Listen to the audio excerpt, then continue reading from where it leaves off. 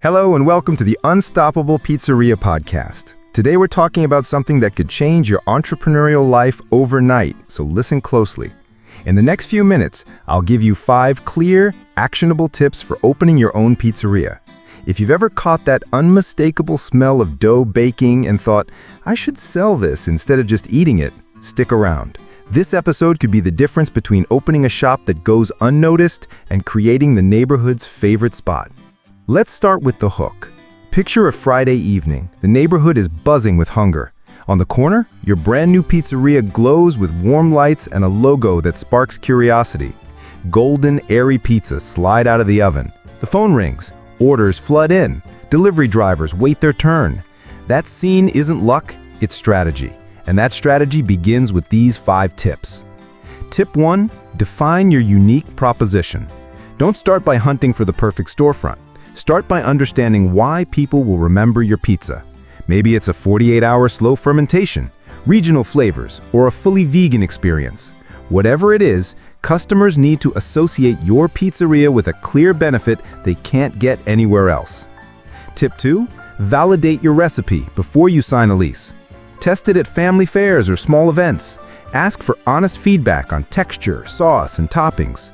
If 3 out of 4 people are ready to pay what you have in mind, you're on track. If not, tweak it.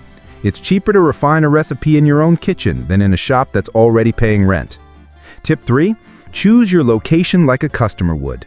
Walk the neighborhood at rush hour, watch foot and car traffic, and study real delivery ranges. Keep it under 2 miles. Don't rent a beautiful space on an empty street just because it's cheap. The best oven in the world can't fix a lack of natural traffic. Tip 4, build perceived value from day one. Your logo, uniforms, delivery boxes, lighting, and music all need to tell a consistent story. If your concept is artisanal, skip the grocery store neon. If it's gourmet, don't hand out laminated menus full of clip art. Customers decide what a pizza is worth in the first 5 seconds, and they do it with their eyes more than their taste buds. Tip 5, master digital marketing before you pour money into big ads. Set up an Instagram profile with photos that almost let you smell the oregano.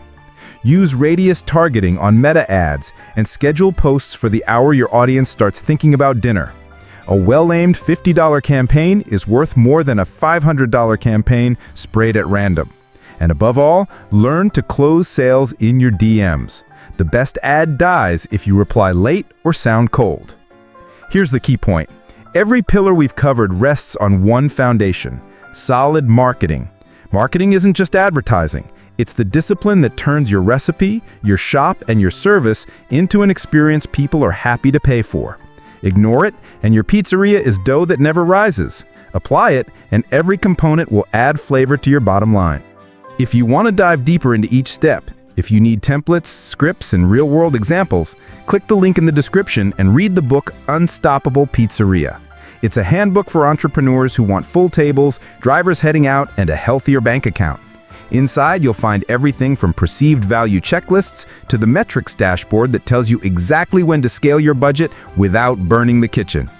I'll close this episode by reminding you that while the oven fires up with gas, success ignites with action. Take these ideas, put them to work today, and let me know how it goes. I'm Fernando, and this was the Unstoppable Pizzeria podcast. Thanks for listening, and I'll see you in the next episode as we keep kneading your growth.